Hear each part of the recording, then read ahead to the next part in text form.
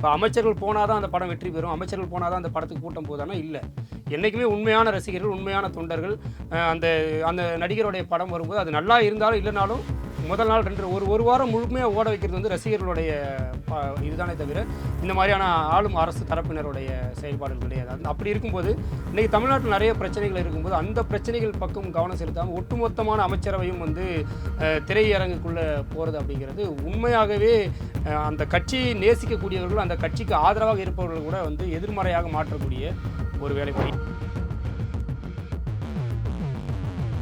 மக்கள்கிட்ட வந்து விஜய்க்கான நன்மதிப்பு இன்னும் அதிகப்படுத்துவது தான் தலைமைக்கான விசுவாசமாக இருக்க முடியும் தவிர, அவர் நடித்த ஒரு கடைசி படம் அதை பார்த்துட்டாங்க, கண்ணீர் வடித்து ரீல்ஸ் போட்டால் தலைமை வந்து எங்களை வந்து விசுவாசமானவர்களாக பார்ப்பாங்க அப்படிங்கிற ஒரு எண்ண ஓட்டத்தை வந்து இந்த அமைச்சர்கள் உருவாக்கியிருக்கிறாங்க. அது உண்மையிலே ஆபத்தானதும் கூட. பேன் நீட் அப்படிங்கிற கருத்தும் வருது. ஜனநாயகத்தை காப்பாற்ற ஒரு கூட்டம், ஜனநாயக படத்தை காப்பாற்ற ஒரு கூட்டம். ஜனநாயகனுக்கு எதிர்ப்பா, டிவி கேக்கு எதிர்ப்பா, விஜய்க்கு எதிர்ப்பாக தான் நிறைய கோஷங்கள் வந்துச்சு. என்ன போராட்டமோ அடிப்படை தாண்டி டிவிக்கு எதிர்ப்புன்ட்டு வருது. இல்லை, பொதுவாக இது இந்த ஆர்ப்பாட்டங்களில் ஈடுபடக்கூடியவர்கள் எல்லாம் எதிர்கட்சிகளாக தான் இருக்குது. எல்லா ஆட்சிகளிலும் இந்த நிலை தான் இருக்குது. தாவேக்கா புதிதாக ஆட்சிக்கு வந்திருக்கிறவங்க குறைந்தபட்சம் உங்களுக்கு இன்னும் இது ஒரு குறித்த ஒரு தெளிவான ஒரு பார்வை இல்லை அப்படிங்கிற ஒரு குற்றச்சாட்டு இருக்குது. அதையும் தாண்டி விஜய் அவர்கள் வந்து ஒரு அறிக்கையின் அடிப்படையில் மட்டுமே இதை வந்து கடந்து போயிருக்கிறார்ன்ற ஒரு குற்றச்சாட்டு நம்ம பார்க்கனாலும் கூட எதிர்கட்சிகளின் அரசியல் வந்து ரசிக்கத்தக்கதா இல்லை அப்படிங்கிறதா. ஏன்னா இந்த 5 ஆண்டுகளை வாய்மூடி இருந்துட்டு இன்னைக்கு வந்து விஜய்க்கு எதிராக, டிவிக்கு எதிராக இதை மாற்றுவது என்பது வந்து உங்களுடைய அரசியல் ஆதாயத்துக்கானதை தவிர இது மாணவர்கள் நலன் இதில் எதுவுமே இல்லை. இப்போ ரஞ்சித் அவர்கள் சொன்ன கருத்து கொஞ்சம் பெரும் சர்ச்சையாக போயிட்டு இருக்கு. என்னன்னா 8 தலித் அமைச்சர்கள் இருக்கீங்க, ஒருத்தர் வன்னியரசு அவரை தவிர மற்ற 7 அமைச்சர்கள் என்ன பண்ணுறீங்க? இன்னும் சேலத்தில் இருக்கக்கூடிய அம்பேத்கர் சிலை திறக்க முடியல. 7 பேர் என்ன பண்ணுறீங்க? ஒருத்தர் வந்து வரீங்க, அவர் தலித்தா நான் தலித்தானே எனக்கு தெரியவே தெரியாது, நீங்கள் வந்தால் என்ன வராட்டி என்ன அப்படிங்கிற மாதிரி சொல்கிறாரு. அந்த கருத்துக்கு உங்கள் பதில் என்ன?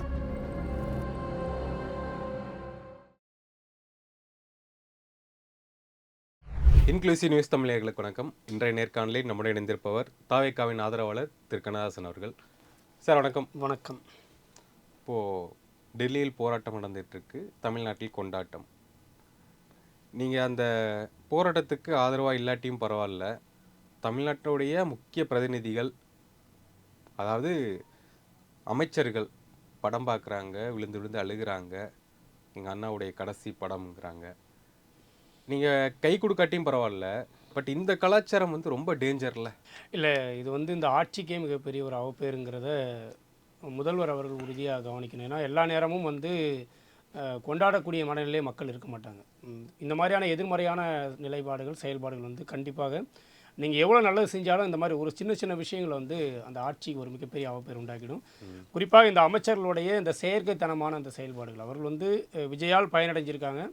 விஜயின் திரை பயணங்களில் இவங்க வந்து நிறைய ஆதாயம் அடைஞ்சிருக்காங்க. குறிப்பாக இன்றைக்கி அமைச்சரவையில் இடம்பெற அளவுக்கு வளர்ந்துருக்காங்க. அதனால் வந்து விஜய்க்கான விசுவாசமாக தன்னுடைய பதவியை வந்து பயன்படுத்துறது, ஒரு தமிழ்நாட்டின் தலையிடத்தை தீர்மானிக்கக்கூடிய பொறுப்புகளை வந்து ஒரு அலங்கார பொருளாக மாற்றுவது என்பது வந்து ஒருபோது மக்கள் ஏற்க மாட்டாங்க. இதை வந்து தாவேக்காவின் உண்மையான தொண்டர்கள் கூட ஏற்க மாட்டாங்க. அதான் உண்மை. ஏன்னா சினிமா என்பது சினிமா தான். அது வந்து இப்போ விஜய் படம் வரட்டும், யார் படம் வந்தாலும் சரி, படத்தை கொண்டாடக்கூடிய ஒரு கூட்டம் இருந்துகிட்டே தான் இருக்கும். இப்போ அமைச்சர்கள் போனால் தான் அந்த படம் வெற்றி பெறும், அமைச்சர்கள் போனால் தான் அந்த படத்துக்கு கூட்டம் போதானா? இல்லை. என்றைக்குமே உண்மையான ரசிகர்கள், உண்மையான தொண்டர்கள் அந்த அந்த நடிகருடைய படம் வரும்போது அது நல்லா இருந்தாலும் இல்லைனாலும் முதல் நாள் ஒரு வாரம் முழுமையாக ஓட வைக்கிறது வந்து ரசிகர்களுடைய இதுதானே தவிர இந்த மாதிரியான ஆளும் அரசு தரப்பினருடைய செயல்பாடுகள் கிடையாது. அப்படி இருக்கும்போது இன்றைக்கி தமிழ்நாட்டில் நிறைய பிரச்சனைகள் இருக்கும்போது அந்த பிரச்சனைகள் பக்கம் கவனம் செலுத்தாமல் ஒட்டுமொத்தமான அமைச்சரவையும் வந்து திரையரங்குக்குள்ளே போகிறது அப்படிங்கிறது உண்மையாகவே அந்த கட்சியை நேசிக்கக்கூடியவர்கள், அந்த கட்சிக்கு ஆதரவாக இருப்பவர்கள் கூட வந்து எதிர்மறையாக மாற்றக்கூடிய ஒரு வேலைப்பாடு. ஏற்கனவே நீங்கள் வந்து திமுக ஆட்சி காலத்தில் இப்படி நிறைய விமர்சனம் இருந்தது. நீங்கள் நிறைய பிரச்சனைகள் நடக்கும்போது குறிப்பாக லாக்அப் மரணங்கள் நிறைய நடந்துக்கிட்டே இருக்கும். முதலமைச்சராக இருந்த ஸ்டாலின் அவர்கள் போய் ஜெய்பீம் படத்தை பார்த்து கண்ணீர் வடிப்பார். இதெல்லாம் மிகப்பெரிய ட்ரோல் மெட்டீரியல் ஆச்சு. உங்கள் ஆட்சியில் நடக்கிற அவலங்களை விட்டுட்டு நீங்கள் சினிமாவில் ஒரு லாக்அப் மரணத்துக்கு கண்ணீர் வடிக்கக்கூடிய ஸ்டாலின் ஏன் அவருடைய ஆட்சியில் நடக்கக்கூடிய லாக்அப் மரணங்களை கேள்வி கேட்கலன்ற கேள்விகள் இருந்தது. அது மாதிரி மாமன்னன் படத்துடைய அந்த ப்ரமோஷன் பண்ணும்போதும் ஸ்டாலின் உட்பட எல்லாருமே போகும்போது இந்த மாதிரியான விமர்சனங்கள் இருந்தது. நீங்கள் இட்லி கடை வரைக்கும் எல்லா படங்களுமே அவங்க பண்ணக்கூடிய விஷயங்களை தான் மீண்டும் வந்து தாவேக்கா கையில் எடுக்குதா அப்படிங்கிற ஒரு எதிர்மறையான ஒரு தோற்றத்தை வந்து இந்த ஒரு 2 நாள் போக்கு வந்து மாட்டி இருக்கு. உருவாக்கியிருக்குன்னு தான் பார்க்குறேன். இதை வந்து உறுதியாக முதல்வர் வந்து கவனத்தில் எடுக்கணும். ஏன்னா வந்து யாருமே போனாலும் ஜனநாயகம் வெற்றி தான், அதில் எந்த மாற்று கருத்துமே இல்லை. ஏன்னா விஜய்க்கென்று இந்தியா முழுவதும் இப்போ கேரளாவெல்லாம் வந்து அவ்வளோ பேர் கொண்டாடுறாங்க. இப்போ கேரளாவில் போய் என்ன ஆட்சி அதிகாரத்தில் இருக்க கட்சி இன்னும் தொடங்கப்படாத ஒரு இல்ல மாநிலமாக இருக்குது. அமைச்சர்களும் ஏதோ ஒரு அமைச்சர் போய் பார்த்து அழுதுருந்தா பரவாயில்ல, 4-5 அமைச்சர்கள் அழுகுறாங்க, நீங்களும் பார்த்துருப்பீங்க. அதுதான் செயற்கைத்தனமான அந்த அல்லது முதல் நாள் முதல் காட்சி பார்த்தே ஆகணுமா? அப்படி அதுதான் கேள்வியாகவே இருக்குது. நீங்கள் தலைமைக்கு விசுவாசமாக இருக்குன்னு காட்டுறதுக்கு இதுதான் தேவையா அப்படின்றதுலாம் கிடையாது. தலைமை உங்களுக்கு கொடுத்துருக்கக்கூடிய பொறுப்பை நீங்கள் வந்து சரியாக பயன்படுத்தி அதன் மூலமாக மக்களுக்கிட்ட வந்து நீங்கள் நல்ல பேர் எடுத்து தலைமைக்கு விசுவாசத்தை காட்டலாம். இன்றைக்கி விஜய் உங்களை நம்பி வந்து இவ்வளோ பெரிய ஒரு பொறுப்பு கொடுத்துருக்காரு. ஒரு தமிழ்நாட்டின் தலையெழுத்து தீர்மானிக்கக்கூடிய அமைச்சர் பொறுப்பு கொடுத்துருக்காரு. அந்த அமைச்சர் பொறுப்பு வச்சு அந்த துறை சார்ந்த விஷயங்களை மேன்மைப்படுத்தி மக்கள்கிட்ட வந்து விஜய்க்கான நன்மதிப்பு இன்னும் அதிகப்படுத்துவது தான் தலைமைக்கான விசுவாசமாக இருக்க முடியும். தவிர அவர் நடித்த ஒரு கடைசி படம் அதை பார்த்து நாங்கள் கண்ணீர் வடித்து ரீல்ஸ் போட்டால் தலைமை வந்து எங்களை வந்து விசுவாசமானவர்களாக பார்ப்பாங்க அப்படிங்கிற ஒரு எண்ண ஓட்டத்தை வந்து இந்த அமைச்சர்கள் உருவாக்கியிருக்கிறாங்க. அது உண்மையிலே ஆபத்தானதும் கூட. இதை வந்து உறுதியாக விஜயை சுற்றி இருக்கக்கூடிய அறிவார்ந்த நபர்கள் வந்து இதை வந்து விஜய்க்கு சுட்டி காட்ட வேண்டும் அப்படிங்கிற ஒரு கோரிக்கை நமக்கு இருக்குது. இல்லைனா இவ்வளோ காலம் நீங்கள் கஷ்டப்பட்டு ஒரு மிகப்பெரிய எதிர்ப்பாளைவுக்கு மத்தியில் தான் ஆட்சி அமைச்சிருக்கீங்க. மீண்டும் அதே ஒரு எதிர்ப்பாளையை உருவாக்கி ஆட்சி இழந்துடக்கூடாது அப்படிங்கிற ஒரு நல்லெண்ணம் நமக்கு இருக்குது. இதை கவனத்தில் கொள்ளணும் அப்படிங்கிற கோரிக்கை தான் நம்ம வைக்க முடியும். ஓகே, இங்கே நேற்றுக்கு நடந்த நிகழ்ச்சிகள் என்ன அப்படின்னா, இந்த ஆர்ப்பாட்டங்கள் எல்லாமே நடந்துச்சு. இதில் பேன் நீட் அப்படிங்கிற கருத்தும் வருது. ஜனநாயகத்தை காப்பாற்ற ஒரு கூட்டம், ஜனநாயகன் படத்தை காப்பாற்ற ஒரு கூட்டம், ஜனநாயகனுக்கு எதிர்ப்பா, டிவி கேக்கு எதிர்ப்பா, விஜய்க்கு எதிர்ப்பாக தான் நிறைய கோஷங்கள் வந்துச்சு. என்ன போராட்டமோ அடிப்படை தாண்டி டிவிக்கு எதிர்ப்புன்ட்டு வருது. இல்லை, பொதுவாகவே இது இந்த ஆர்ப்பாட்டங்களில் ஈடுபடக்கூடியவர்கள் எல்லாம் எதிர்க்கட்சிகளாக தான் இருக்குது. இப்போ நீங்கள் ஆளுங்கட்சி கூட்டணியில் இருக்கக்கூடிய கம்யூனிஸ்ட்டுகள் கூட வந்து பல இடங்களில் வந்து ஆளுங்கட்சிக்கு எதிரான மனநிலை கொண்டவர்களாக தான் நிறைய விஷயங்கள் வந்து முரண்பட்டு பேசுகிறாங்க. இது கம்யூனிஸ்ட்டுகளே 2 குரூப்பாக இருக்காங்க. ஒரு கட்சிக்குள்ளே 2 குழுவாக இருப்பாங்க. ஒருத்தங்க டிவிக்கு ஆதரவு இருக்கிறாங்க. இப்போ நீங்கள் இந்திய கம்யூனிஸ்ட் எடுத்துக்கிட்டிங்கன்னா, இந்திய கம்யூனிஸ்டோடைய இப்போ இருக்கக்கூடிய செயலாளர் ஆதரவாக பேசுவார். முன்னாள் மாநில செயலர் முத்தரசன் போன்றவர்கள் வந்து எதிரான மனநிலை கொண்டவர்களாக இருக்காங்க. நீங்கள் வந்து ஆதவன் தீட்சண்யா போன்றவர்களுடைய தொடர் விமர்சனங்கள் பார்க்குறப்ப இந்த போராட்டங்களை ஒருங்கிணைக்கிறவங்க, இந்த போராட்டத்தில் பங்கேற்கக்கூடியவர்கள் டிவிக்கு எதிர் மனநிலை கொண்டவர்களாக இருக்கிறதால இந்த போராட்டத்தை வந்து அவங்க வந்து முழுமையாகவே இந்த ஆட்சிக்கு எதிரான ஒரு மக்களுடைய கொந்தளிப்பாக மாற்றணும் அப்படின்னு நினைக்கிறாங்க. ஆனால் உண்மை என்ன அப்படின்னா, ஜனநாயகன் படத்தை பார்க்குறவங்க எந்த காலத்தையும் பார்த்துட்டு தான் இருப்பாங்க. சினிமா பார்க்கக்கூடிய கூட்டங்கள் என்றைக்கும் புரட்சிக்கு வந்தது கிடையாது. அது எந்த படம், இது ஜனநாயகம் கிடையாது. எல்லா படத்துக்கும் போகிற ரசிகர்கள் கூட்டம் போயிட்டே தான் இருக்குது. அது வந்து எந்த போராட்ட களத்திலும் வந்தது கிடையாது. அது போராட்ட களத்துக்கான உருவாக்கப்பட்ட கூட்டமும் கிடையாது. இங்கே கேள்வி என்னவா இருக்குன்னா, நீங்கள் இப்போ இந்த நீட்டுக்கு எதிராக இவ்வளோ கொந்தளிக்கக்கூடிய நீட் தேர்வு வேண்டாம் என்பது நம்முடைய நிலைப்பாடு. அது எந்த மாற்று கருத்து கிடையாது. நீட் தேர்வு கட்டாயம் நீக்கப்பட வேண்டும். குறைந்தபட்சம் நடத்தப்படக்கூடிய நீட் தேர்வுகளுடைய முறைகேடுகள் தவிர்க்கப்பட வேண்டும் என்பது எந்த மாற்று கருத்தும் கிடையாது. ஆனால் தமிழ்நாடு தேர்வாணையம் நடத்திய டிஎன்பிஎஸ்சி நடத்திய தேர்வுகளில் முறைகேடின்கால் வந்து தேர்வு தள்ளி வைக்கப்பட்டதுக்கு எதிராக யாருமே கொந்தளிக்கிறார். கடந்த திமுக ஆட்சியில் தமிழக வரலாற்றிலேயே இல்லாத அளவுக்கு 3 முறை வந்து இந்த 5 ஆண்டுகளில் நீட் தேர்வு, அது டிஎன்பிஎஸ்சி தேர்வு வந்து தள்ளி வைக்கப்பட்டிருக்கு. அப்போ இந்த முறைகேடுகளுக்கு எதிராக தமிழ்நாட்டில் இருந்த இந்த அமைப்புகள் ஏன் இது வரைக்கும் வாய் திறக்கல அப்படிங்கிற ஒரு கேள்வி இருக்குது. இன்றைக்கி திமுக டெல்லியில் போய் நீட் தேர்வுக்காக போராட்டம் பண்ணுறீங்க. நீங்கள் ஆட்சி 2021 தேர்தலில் நீட் ஒழிக்கக்கூடிய ரகசியம் எங்கள்கிட்ட இருக்குன்னு சொல்லி தான் ஆட்சிக்கு வந்தீங்க. 5 ஆண்டுகளில் நீட்டுக்கு எதிராக டெல்லியில் இந்த மாதிரி எத்தகைய போராட்டங்களை வந்து திமுக எடுத்திருக்கு அப்படிங்கிற ஒரு கேள்வி இருக்குது. ரெண்டாவது, திமுக ஆட்சி நடைபெற்ற தேர்வு முறைகேடுகள் இருக்குல்ல, அந்த முறைகேடுகளுக்கு ஈடுபட்ட அதிகாரிகள் மீது அல்லது அந்த துறை சார்ந்த அமைச்சர்கள் மீது குறைந்தபட்சம் என்ன நடவடிக்கை திமுக? இன்றைக்கி நீங்கள் வந்து இந்த ஆர்ப்பாட்டத்துடைய முக்கிய நோக்கம் என்ன? மத்திய அமைச்சராக இருக்கக்கூடிய தர்மேந்திர பிரதான் வந்து இந்த முறைகேடுக்கு பொறுப்பேற்று பதவி விலகணும் அப்படிங்கிற ஒரு முக்கியமான கோரிக்கை வச்சுருக்காங்க. அப்போ திமுகவுடைய அமைச்சரவையில் டிஎன்பிஎஸ்சியோடைய பொறுப்பு அமைச்சராக இருந்தவர் வந்து ஏன் அவருடைய பதவி ஏன் நீக்கலை? இப்போ இந்த கேள்விகள் எல்லாமே திமுக மீது நமக்கு எழுப்ப வேண்டிய தேவை இருக்குது. அப்போ எல்லா ஆட்சிகளிலும் இந்த நிலை தான் இருக்குது. தாவேகா புதிதாக ஆட்சிக்கு வந்திருக்கிறவங்க குறைந்தபட்சம் உங்களுக்கு இன்னும் இது குறித்த ஒரு தெளிவான ஒரு பார்வை இல்லை அப்படிங்கிற ஒரு குற்றச்சாட்டு இருக்குது. அதையும் தாண்டி விஜய் அவர்கள் வந்து ஒரு அறிக்கையின் அடிப்படையில் மட்டுமே இதை வந்து கடந்து போயிருக்கிறான்ற ஒரு குற்றச்சாட்டை நம்ம பார்க்கனாலும் கூட எதிர்க்கட்சிகளின் அரசியல் வந்து ரசிக்கத்தக்கதாக இல்லை அப்படிங்கிறது தான். ஏன்னா 5 ஆண்டுகளை வாய்மூடி தான் இருந்திருக்கீங்க. நீட் தேர்வினால் ஏகப்பட்ட உயிரிழப்புகள் அந்த 5 ஆண்டுகள் நடந்து தான் இருக்குது. இன்னும் கூடுதலாக வந்து தமிழ்நாட்டிலிருந்து நீட் தேர்வு எழுத வெளிமாநிலம் போகிறவர்களுக்கான தேர்வு மையங்களையாவது தமிழ்நாட்டில் உருவாக்குங்க அப்படிங்கிற கோரிக்கைகள்லாம் வைக்கப்பட்டது. அதற்கு கூட இந்த 5 ஆண்டுகளில் திமுக எந்த விதமான நடவடிக்கை எடுக்கல. திமுகவோட இருந்த கூட்டணி கட்சிகள் அது குறித்து பேசவே இல்லை. இன்றைக்கி இருக்கக்கூடிய கம்யூனிஸ்ட்டுகள், விடுதலை சிறுத்தைகள், எல்லா கட்சிகளையுமே சொல்லலாம். அப்போ இந்த 5 ஆண்டுகளை வாய்மூடி இருந்துட்டு இன்றைக்கி வந்து விஜய்க்கு எதிராக, டிவிக்கு எதிராக இதை மாற்றுவது என்பது வந்து உங்களுடைய அரசியல் ஆதாயத்துக்கானதை தவிர இது மாணவர்கள் நலன் இதில் எதுவுமே இல்லை அப்படிங்கிற ஒரு பார்வை தான் வந்து இன்றைக்கி வந்து பொதுமக்கள்கிட்ட உருவாதே தவிர நீங்கள் இந்த போராட்டத்தை வந்து எந்த வகையிலும் வந்து டிவிக்கு எதிராக மாற்ற முடியாது. ஏன்னா அவங்களுக்கு தெரியும் இத்தனை ஆண்டுகளாக இந்த நீட் தேர்வு விவகாரத்தில் என்னென்ன அரசியல் நடத்தப்பட்டிருக்கு அப்படிங்கிறத அவங்க கவனிச்சுக்கிட்டு தானே இருக்காங்க. அதனால் நீங்கள் அனிதாவின் மரணத்தை வைத்து திமுக என்ன அரசியல் பண்ணிச்சு, அது ஆட்சிக்கு வந்ததுக்கப்புறம் பல அனிதாக்கள் தமிழ்நாட்டில் மாண்டு போனப்போ திமுக நிலைப்பாடு என்ன, தனியார் பள்ளி மாணவி ஸ்ரீமதியோடைய கொலையில் வந்து திமுக எப்படி நடந்துக்கிடுச்சு, எல்லாமே வந்து மக்கள் பார்த்துக்கிட்டு தான் இருக்காங்க. அதனால் இந்த அரசியல் வந்து இங்கே மக்கள்கிட்ட ஈடுபடலை. ஓகே, இவங்க சுற்றி வர்றது என்னென்னா இந்த ஆட்சி கவிழ்ப்பு அதில் தான் வந்து நிற்கிறாங்க. ஏன்னா நீட் எதிர்ப்பு அந்த போராட்டம் தாண்டி ஜனநாயகன் டிவிகே இங்கே தான் வருது. ஆட்சி கவிழ்க்கக்கூடிய ஆளுமை அல்லது தகுதி வந்து எதிர்க்கட்சிகள்கிட்ட இல்லை அப்படிங்கிறதா உண்மை. அப்படி இருந்திருந்தால் டிவிக்கு ஆட்சிக்கே வந்திருக்காது. அவங்க பல முயற்சிகள் வந்து இந்த ஆட்சி பொறுப்பேற்கிறதுக்கு முன்னாடி எடுத்து பார்த்தாங்க. குறிப்பாக பரம்பரை விரோதிகளாக பார்க்கப்பட்ட அதிமுக திமுக கூட அணி சேர்த்து ஆட்சி அமைக்க முடியுமாலாம் முயற்சி பண்ணி பார்த்தாங்க. அந்த முயற்சிகள் பலனளிக்கவில்லை அப்படிங்கிறதோடைய வெளிப்பாடு தான் டிவிக்கு ஆட்சி வந்திருக்கு. இன்றைக்கு முன்பை விட டிவிக்கே வலிமையாக தான் இருக்குது. ஏன்னா நீங்கள் வந்து டிவிக்கேட்ட 107 எம்எல்ஏக்கள் இருப்பதாக பார்க்கப்பட்டாலும் அதற்கான ஆதரவு எம்எல்ஏக்களின் எண்ணிக்கை வந்து அதிகரிச்சிருக்கு. குறிப்பாக நீங்கள் காங்கிரஸ் கட்சி எடுத்துக்கோ, இன்றைக்கி வந்து காங்கிரஸ் திமுகவிலிருந்து முற்றாக வந்து வெளியேறிடுச்சு. இனி திமுகவோடு காங்கிரஸ் சேருவதற்கான சாத்தியக்கூறுகள் இப்போ இருக்கான சமீப காலத்தில் இந்த ஒரு 5 ஆண்டுகள் எனக்கு தெரிஞ்சு கிடையாது. ஒருவேளை எதிர்கால அரசியல் கணக்குகள் மாறலாம். ஆனால் அந்த 5 எம்எல்ஏக்கள் உறுதியாக இப்போ வந்து டிவிகேவுக்கு ஆதரவாக இருக்காங்க. இந்திய யூனியன் முஸ்லீம் லீக்கும் வந்து இன்றைக்கி திமுகவோட உறவு முழுமையாக முறிச்சிருக்கு. அப்போ 7 எம்எல்ஏக்கள் இதுவே கணக்காயிருச்சு. அமமுகவுடைய ஒரு எம்எல்ஏவும் வந்து முழுமையாக இருக்கார். இப்போ இன்றைய கணக்கு 115 எம்எல்ஏக்கள் வந்து டிவிகேவுக்கு ஆதரவான டிவிகேவின் எம்எல்ஏக்களாக இருக்கிறாங்க. இன்றைக்கி சட்டமன்றமே வந்து 7 எம்எல்ஏக்கள் ராஜினாமா போக 227 எம்எல்ஏக்கள் தான் இருக்காங்க. அதனால் இப்போவே பெரும்பான்மையான இடங்கள் வந்து டிவிகேக்கு இருக்குது. இந்த 7 தொகுதிகளில் வந்து 3 தொகுதிகளை குறைந்தபட்சம் வெற்றி பெற்றால் கூட ஆட்சி வந்து இந்த 5 ஆண்டுகள் எந்த சிக்கலுமே இல்லாமல் நடத்த முடியும். அதனால் ஆட்சி கவிழ்ப்பதற்கு எந்த விதமான வாய்ப்புகள் சாத்தியமும் இல்லை. அதனால் வந்து அதுக்கான முயற்சிகள் எடுத்தாங்க, பல வழக்குகள் போட்டிருக்காங்க.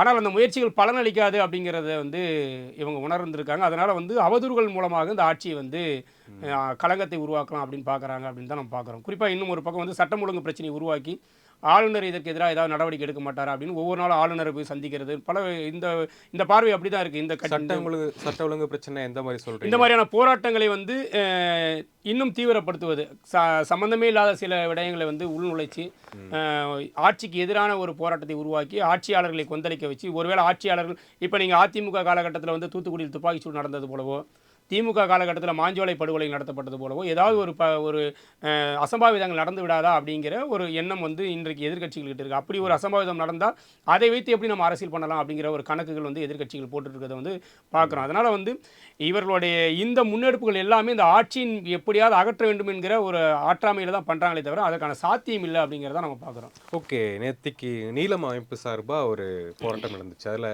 இயக்குனர் ரஞ்சித் அவர்கள் சொன்ன கருத்து கொஞ்சம் பெரும் சர்ச்சையாக போயிட்டுருக்கு. என்னென்னா 8 தலித் அமைச்சர்கள் இருக்கீங்க, ஒருத்தர் வன்னியரசு அவரை தவிர மற்ற 7 அமைச்சர்கள் என்ன பண்ணுறீங்க? இன்னும் சேலத்தில் இருக்கக்கூடிய அம்பேத்கர் சிலை திறக்க முடியல. 7 பேர் என்ன பண்ணுறீங்க? ஒருத்தர் வந்து வரீங்க, அவர் தலித்தா நான் தலித்தானே எனக்கு தெரியவே தெரியாது, நீங்கள் வந்தா என்ன வராட்டி என்ன அப்படிங்கிற மாதிரி சொல்கிறாரு. அந்த கருத்துக்கு உங்கள் பதில் என்ன? இல்லை, பொதுவாகவே வந்து இது வந்து சமூக பதட்டம் உள்ள ஒரு பிரச்சனையாக தான் இன்றைக்கி வந்து இந்த ஒதியத்தூரில் வந்து நடந்துகிட்ருக்கு அந்த அம்பேத்கர் சிலை விவகாரத்தை பார்க்குறோம். ஏன்னா அங்கே வந்து 2 சமூகங்கள் வந்து பெரும்பான்மை சமூகங்களாக இருக்குது. சமூகங்கள் பெயரை சொல்ல வேண்டாம்னு பார்க்குறேன். 2 சமூகங்களுக்கு இடையிலே வந்து திட்டமிட்டு அது ஏற்கனவே ஒரு ஆடியோலாம் லீக் ஆனதை பார்த்துருப்பீங்க. அதிகாரிகள் வந்து என்ன மாதிரியான ஒரு வேலைகள் அதில் பார்த்துருக்காங்க, சாதி பதட்டத்தை உருவாக்குறதுக்கு என்ன மாதிரியான வேலைகள் அவங்க பார்த்துருக்காங்கன்றது.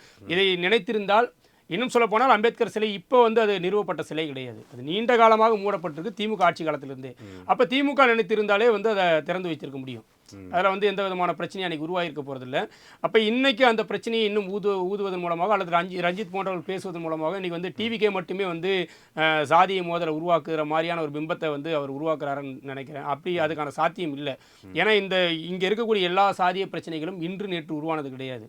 அது நீண்ட காலமாக இந்த தமிழ்நாட்டில் ஆண்ட ஆளும் கட்சிகளுடைய தவறான கொள்கை போக்கின் அடிப்படையில் உருவானது தான். இன்றைக்கி இந்த அம்பேத்கர் சிலையை வந்து நீங்கள் திறக்கணும்னு நினச்சிருந்தா திமுக ஆட்சி காலத்தை திறந்திருக்க முடியும்.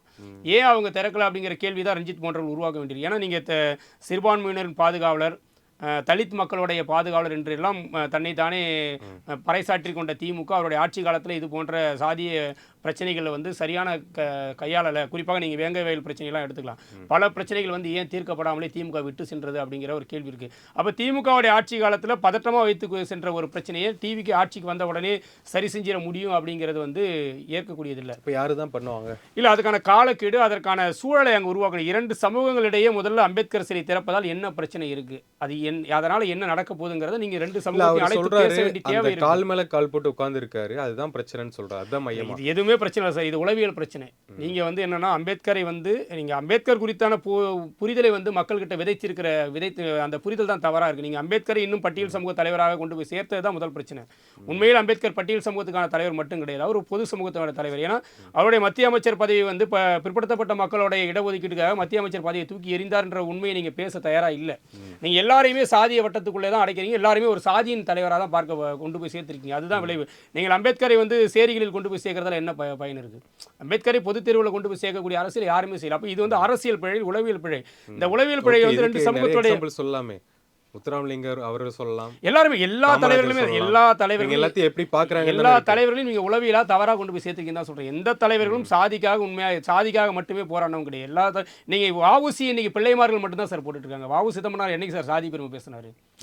எல்லா தலைவர்களையுமே வந்து சாதிக்குள் அடைத்த உளவியல் தான் இது எல்லாத்துக்கும் பிரச்சனையை தவிர, இந்த உளவியலை உடைக்காமல் சிலையை திறந்துட்டா பிரச்சனை போயிடும், சிலையை திறந்துட்டா நீங்கள் அவருடைய கருத்தியில் கொண்டு போய் சேர்க்காம வெறும் சிலைகளை நிறுவி என்ன பயன் இருக்குது? இந்த சிலைகள் நிறுவதால் தானே இதை உடைச்சிக்கிட்டே இருக்கான். சிலைகளை மட்டுமே நிறுவிட்டுருக்கீங்க, கருத்தியில் பரப்ப வேண்டிய தேவைகள் எந்த அரசியலும் பண்ணவே இல்லை. அப்போ அந்த உளவியலை இந்த அரசு என்ன செய்யணும்னா ரெண்டு சமூகத்தையும் அழைத்து அந்த பகுதியில் பதற்றம் நிலவக்கூடிய சமூகங்களை அழைத்து பேச்சுவார்த்தை நடத்தி அதை ஒரு சுமூக தீர்வு காண்பதற்கான காலக்கெடு தர வேண்டுமே தவிர இரவோடு இரவாக அந்த சிலையை திறந்துட்டு அது புரட்சி ஆகிடாது. அதனால் வந்து சமூக பிரச்சனை மாறிடுமா அப்படின்னா மாறாது. அது இன்னும் கூடுதலாக என்ன ஆகுனா இன்னொரு தரப்பு வந்து வெறியூற்றக்கூடிய செயலை, அப்போ நீயே எவ்வளோ பண்ணுறல நான் எவ்வளோ பண்ணுவேன் பார்க்குறேன் அப்படிங்கிற அந்த ஒரு என்ன சொல்கிறது அவர்களுடைய சாதியை அதை திறப்பதற்குன்னு ஒரு முறையாக நீங்கள் வந்து அந்த உளவியலை உடைங்கன்னு தான் சொல்கிறோம். ரெண்டு சமூகத்தை கூப்பிட்டு பேசுங்க, இதுக்கு என்ன பிரச்சனை இருக்குது, ஏன் இந்த சிலை திறப்பதால் என்ன பிரச்சனை உருவாகுது, ரெண்டு சமூகத்தையும் அழைத்து இது வரைக்கும் பேச்சுவார்த்தை நடத்திருக்கீங்களா, ஏன் இது வரைக்கும் அதுக்கான ஒரு சூழலை உருவாக்கல, அதிகார மையம் ஏன் அதை செய்யலை? குறிப்பாக ஒரு அதிகாரி பேசுகிறாங்க ஒரு ஆடியோவில், நைட்டாக உங்களால் அந்த இதை திறந்துட முடியுமான்னு கேட்குறாங்க. இது வந்து சரியான ஒரு போக்கா?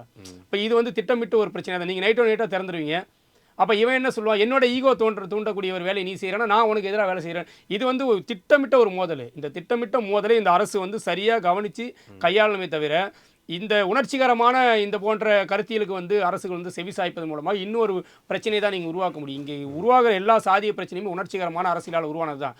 அதனால் இந்த அம்பேத்கர் சிலை திறப்பு விவகாரத்தில் தமிழ்நாடு அரசு குறிப்பாக தாவேக அரசு இரு தரப்பையும் அழைத்து பேச்சுவார்த்தை நடத்தி சுமூகமான முறையில் வந்து ஒரு தீர்வு காண வேண்டும் என்கிற நிலைப்பாடு தான் எடுக்கணுமே தவிர இதனால் பட்டியல் சமூகத்திலிருந்து 8 அமைச்சர்கள் போயிட்டாங்க ஏன் செய்யலை அப்படிங்கிற கேள்வியில் இத்தனை ஆண்டு காலமாக திமுகவுடைய ஆட்சியில் ஏன் செய்யலைன்னு கேளுங்க.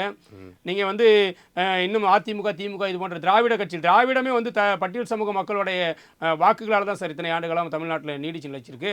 அவங்களே இது வரைக்கும் ஏன் செய்யலன்னு கேள்வி கேளுங்க. அப்படிங்கிறத விட்டுட்டு நீங்கள் வந்து ரஞ்சித் போன்றவர்கள் பொதுவாக 8 அமைச்சர்கள் கொடுத்துட்டா போதுமா, அது மட்டும் எங்களுக்கு இதுக்கே இவ்வளோ நாள் போராட வேண்டியிருக்குல்ல. இன்றைக்கி வந்து 8 அமைச்சர்களும் வந்து சாதாரணமான துறைகள் இல்லை. இன்றைக்கி 2 கல்வித்துறை அமைச்சர்களுமே தமிழ்நாட்டின் உயர்கல்வி பள்ளிக்கல்வித்துறை ரெண்டுமே பட்டியல் சமூகத்தை சேர்ந்தவர்கள் கொடுக்கப்பட்டிருக்கு. இன்றைக்கி முக்கியத்துவ வருமான வரித்துறை அமைச்சராக பட்டியல் சமூகத்தை சேர்ந்தவர் இருக்கார். இத்தனை ஆண்டுகளாக தொழிலாளர் நலத்துறையும் ஆதி திராவிட நலத்துறையும் தாண்டி முன்னேறாத ஒரு பட்டியல் சமூகத்துக்கு குறைந்தபட்சம் வந்து அமைச்சரவையில் வந்து வலுவான துறைகள் கொடுக்கப்பட்டிருக்கு. இதையுமே வந்து நீங்கள் ஏன் கொடுத்துட்டீங்க? இதனால் என்ன பயன்? 44 பொது தொகுதிகள் இருக்குது தமிழ்நாட்டில். 44 பட்டியல் சமூக சட்டமன்ற உறுப்பினர்கள் ஒவ்வொரு தேர்தலையும் தேர்வு செய்யுங்க. ஏன் 44 பேர் மக்களுக்காக வேலை செய்யணும் கேள்வி எழுப்பணும்ல? அந்த கேள்வி தான் அங்கே தேவையானதாக இருக்குது. பட்டியல் சமூகத்திலிருந்து வரக்கூடியவர்களே அந்த மக்களுக்கு உண்மையாக இருக்கிறது கிடையாது. அவர்களே வந்து அதிகார போதைக்காக அதிகாரத்தின் ஆட்சி அதிகாரம் என்ன சொல்லுதோ அதான் செஞ்சுக்கிட்டு இருக்காங்க. எந்த சமூகத்தை சேர்ந்தவர்களும் அந்த சமூகத்துக்கு இது பட்டியல் சமூகம் மட்டும் கிடையாது, எல்லா ஜாதிகளுக்கும் பொருந்தும். எந்த ஜாதியோடைய தலைவர்களும் ஜாதிக்கு உண்மையாக இல்லை. அப்போ இது போன்ற பொது பிரச்சனைகள் இந்த உணர்ச்சிகரமாக பேசுகிறதால தீர்வு கிடைக்காதுன்றதான் உண்மை. இதை வந்து அரசு சரியான வகையில் கையாள வேண்டும் என்கிற அதுதான் வந்து தீர்வு தரும். நீங்கள் வந்து ஒரு சாராருக்கு சாதகமாக கையாளும் போது இது தமிழ்நாடு முழுக்க அந்த பிரச்சனையை உருவாக்கும். நீங்கள் திறந்துட்டு போயிடுங்க, நாளைக்கு அம்பேத்கர் சிலை மீது ஏதோ ஒரு அவதூறு நடந்தனா அது இன்னும் ஒரு பெரிய ஜாதி கலவரத்தை உண்டாக்கக்கூடிய ஒரு செயலை தான் உண்டாக்குமே தவிர இந்த சூழலை நீங்கள் வந்து அரசு சரியாக கையாளுவதற்கு என்ன ஜாதி கலவரம் உருவாகும்? இப்போ அரசே எடுத்து பண்ணுறாங்கனாலும் ஜாதி கலவரம் உண்டாகுமா சார்? அதுதான் சார், நீங்கள் அந்த 2 சமூகத்தை அழைத்து சரியாக பேசி 2 சமூகத்தை புரிதலை உருவாக்குங்க தான் சொல்கிறேன். நீங்கள் இந்த சிலைகளால் மட்டுமே தான் நிறைய பிரச்சனை நடந்திருக்கு. கருத்தியலாக நீங்கள் இப்போ எந்த பட்டியல் சமூக இளைஞர்களும் அம்பேத்கர் முழுசாக படிச்சுட்டு அம்பேத்கர் சிலையை திறக்கிறாங்கன்னா இல்லை. அவர்களுக்கு அவர் சமூகத்தின் தலைவராக போதிக்கப்பட்டிருக்கார். அவ்வளோதான் இருக்கே தவிர இன்றைக்கி ஏன் தமிழ்நாட்டில் இத்தனை ஜாதி எல்லா ஜாதி தலைவர்களை கொண்டாடக்கூடிய இளைஞர்கள்கிட்ட அந்த ஜாதி தலைவருடைய கருத்தியல் கொண்டு போய் சேர்த்துருக்காங்களா? இல்லவே இல்லை. இன்றைக்கி வஉசியை ஒழுங்காக கொண்டு போய் சேர்த்துருந்தா ஏன் பிள்ளைமார் சமூகம் மட்டும் கொண்டு போய் வஉசியை பேசுது? இன்றைக்கி எல்லா தலைவர்களும் இன்றைக்கி உலக தமிழர்களாக போராடிய மேதகுவே வந்து இன்றைக்கி வந்து ஒரு தமிழ்நாட்டை பொறுத்த வரைக்கும் ஒரு குறிப்பிட்ட சமூகங்களின் தலைவராக பார்க்கப்பட்ட அவலம் இருந்துகிட்டு இருக்கு. அப்போ இதையெல்லாம் இந்த உளவியலை நீங்கள் வந்து சரி செய்யாமல் நீங்கள் வந்து சிலை திறந்துட்டா போதும் புரட்சி அப்படிங்கிறதெல்லாம் வந்து ஒருபோதும் தமிழ்நாட்டில் நடக்காது. இது பிரச்சனை நாளுக்கு நாள் அதிகரிக்க தான் செய்யும். இந்த சிலைகளால் இந்த மக்களுக்கு என்ன பயன் இருக்குது? இதான் நம்ம எழுப்ப வேண்டிய கேள்வியாக இருக்குது. கருணாநிதி சிலை திறந்தால் இங்கே பிரச்சனை உருவாகிறது கிடையாது. அப்போ ஏன் இந்த குறிப்பிட்ட தலைவர்கள் சிலைகள் மட்டும் இவ்வளோ பிரச்சனை உருவாகுதுன்னா இவர்கள் குறித்து போதிக்கப்பட்டிருக்கக்கூடிய அரசியல் மோசமானதாக இருக்குது. அந்த அரசியலை உடைப்பதற்கான வேலை என்ன, வேலை திட்டம் என்ன வச்சிருக்கீங்கன்றதான் நம்ம கேள்வி எழுப்ப வேண்டியிருக்கே தவிர இது போன்ற நாளுக்கு நாள் சிலையை திறந்துக்கிட்டே போயிட்டு இருந்தால் மட்டும் பிரச்சனை தீர்வு வந்துடாது. நீங்கள் வந்து தமிழ்நாட்டிலே அதிகப்படியான அம்பேத்கர் சிலையை திறந்தவர் ராமதாஸ், மருத்துவர் ராமதாஸ். இன்றைக்கி பாமகவுடைய அரசியல் நிலைப்பாடு இடையில என்னவா மாறி ஜாதி வெறி அரசியலாக நீங்கள் வந்து நீங்களே கொண்டு சொன்னீங்க. ஒரு காலத்தில் தமிழ் குடிதாங்கி பட்டமும் நீங்களே கொடுத்தீங்க. இன்றைக்கி வந்து சாதி வெறி தலைவராகவும் ராமதாஸ் நீங்களே மாற்றினீங்க. எதனால் இது உருவாச்சுன்னா இந்த உளவியல் போக்கு தான் இதுக்கு காரணமே தவிர அரசியலாக இதை நீங்கள் அரசியல்படுத்த தவறிட்டீங்க அப்படிங்கிறத நம்ம குற்றச்சாட்டாக வைக்க வேண்டியிருக்கு. ஓகே, இப்போ பாமக கொஞ்சம் இன்னும் க்ளோஸாக இருக்க மாதிரி இருக்குல்ல தாவேகா கூட? அதான் சார், அவங்க வந்து அவங்களுடைய கருத்தியலுக்கு தாவேகா ஒத்து போகிறதா அவங்க நினைக்கிறாங்க. இன்னும் கூடுதலாக வந்து பாமகவுக்கு தாவேகா தரப்பில் கிடைக்கக்கூடிய மரியாதை கூடுதலானதாக இருக்குது. நீங்கள் இப்போ சமீபத்தில் வந்து புஷி ஆனந்த் அவர்கள் வந்து அன்புமணி அவர்களை வாசல் வரைக்கும் வந்து அழைத்து போனதாக இருக்கட்டும், பல விஷயங்கள் வந்து பாமகவுக்கான ஒரு பிரதிநிதித்துவம் மரியாதையை வந்து தாவேகா கொடுக்கறதாக பாமக தரப்பு நம்புது.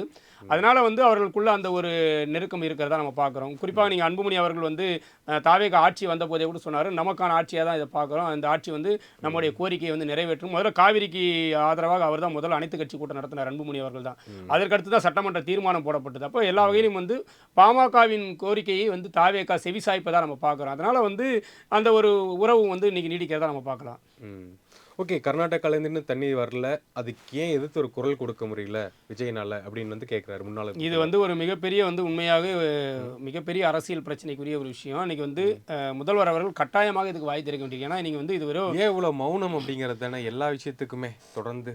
இல்லை, அது அவருடைய இயல்பாகவே அப்படி தான் இருக்குது. விஜயோட இயல்பே வந்து மௌனமாக தான் இருக்குது. அவர் காலங்காலமாக சினிமாவில் எப்படி இருந்தாரோ அப்படி தான் இருக்கார். சினிமா பொசிஷன் வரல சார், இப்போ சிஎம்ல அதான் சார், சினிமா செட்டில் எப்படி இருந்தாருன்னு சொல்லி நம்ம கேள்விப்பட்டோம்.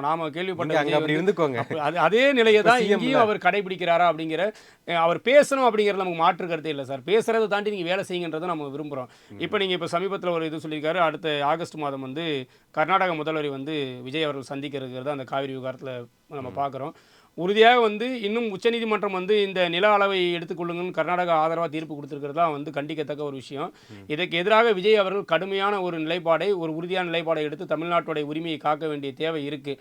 இதிலும் மௌனம் சாதித்தால் இந்த 5 ஆண்டுகளில் மக்களுடைய வெறுப்பை தான் அவர் சம்பாதிக்க வேண்டியிருக்கும். ஏன்னா வந்து மௌனம் எல்லா நேரமும் வந்து ஏற்புடையதாக இருக்காது. பேச வேண்டிய இடத்துல உறுதியாக பேசி தான் ஆகணும். ஒருவேளை மோடி 15 ஆண்டுகளாக பத்திரிகையாளர்களை சந்திக்காமல் எப்படி ஆட்சியை கடத்தி விட்டாரோ அதுபோல் விஜயும் அந்த ஃபார்முலாவை கையில் எடுத்தார்னா அது வந்து சக்ஸஸாக ஆகாது. தமிழ்நாட்டோட அரசியலுக்கு அது சரி வராது. தமிழ்நாடு அரசியலை பொறுத்த வரைக்கும் இங்கே பேசி தான் ஆட்சிக்கு வந்திருக்கிறாங்க. அதனால் வந்து விஜய் அவர்கள் பேச வேண்டிய இடத்தில் பேச வேண்டும் அப்படிங்கிறது நமக்கு மாற்று கருத்தே கிடையாது. அதே நேரத்தில் இந்த காவிரி விவகாரத்தில் வந்து அரசியலாக இல்லாமல் இதை வந்து சரியாக மக்கள் பிரச்சனையை அணுக வேண்டும். எல்லா கட்சிகளுமே இதான் கோரிக்கை வைக்கிறோம். நீங்கள் வந்து காவிரி சம்பந்தமான தீர்மானத்தின் போது திமுக கொடுத்த இடைச்செருகள் ஒரு பெரிய சிக்கலுக்குரியதாக எல்லா கட்சியிலும் விமர்சிச்சுது. அதிமுக உட்பட திமுகவின் கூட்டணியில் இருந்த இடதுசாரிகள் உட்பட எல்லாமே திமுகவின் இடைச்செருகள் தவறானதுன்னு சொன்னாங்க. ஏன்னா ஏற்கனவே ஒரு காவிரி மேலாண்மை ஆணையம் அமைக்கப்பட்டது. நீண்ட கால போராட்டத்துக்கு பிறகு 2018 உச்சநீதிமன்ற இறுதி தீர்ப்பின் அடிப்படையில் தான் அமைக்கப்பட்டது. அப்படி இருக்கும்போது புதிய நடுவர் மன்றம் அமைக்க வேண்டும் என்கிற ஒரு தீர்மானம் ஒன்று இன்னும் இந்த பிரச்சனையை வந்து காலதாமதப்படுத்துவது அல்லது நீர்த்து போக செய்யக்கூடிய ஒரு வேலை அப்படிங்கிறத ஏற்கனவே எல்லா கட்சியும். அப்போ திமுகவின் அரசியல் வந்து ரொம்ப ஆபத்தானதாக இருக்குது அப்படிங்கிறத நம்ம வந்து சுட்டி காட்ட வேண்டியது. அதனால் இந்த பிரச்சனையை அரசியலாக அணுகாமல் 20 மாவட்ட மக்களுடைய குடிநீர் மற்றும் விவசாயத்தோடைய தேவையாக இதை பார்க்கணும் அப்படிங்கிற கோரிக்கை முதல்வர் அவர்களுக்கு இந்த ஊடகம் வழியாக நாங்களும் கோரிக்கை வைக்கிறோம். ஓகே, நேர்காணல் மிக்க நன்றி, வணக்கம். நன்றி.